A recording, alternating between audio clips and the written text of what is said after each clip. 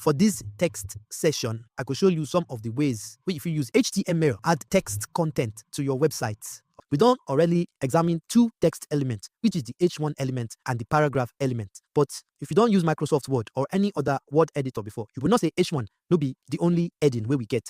H1 are the biggest main element for any page. Most websites, they get only one H1 to show the focal point of the website. Then they go on get other H2 elements to show some other headings. We say they more important than H3, and H3 they more important than H4. Usually after H4, anything will go right now paragraph where they write with the P tag. This structure of H1, H2, and paragraph, they're very important, not only for your readers, but also for the browser and for what they call screen readers. Screen readers now, waiting people they use to assist them to read waiting they on your page. So if they look say, okay, if people they look they go fit tell. But if all these screen readers and applications they look them no be humans. So they're gonna need you to structure them appropriately for them to be able to understand how your website they. So after we use H1 and H2 and paragraph, another thing we need now to structure everything the right way. We go do quick exercise for this part of the lesson to show you. Which I go first do and say I go add new H2 for this place.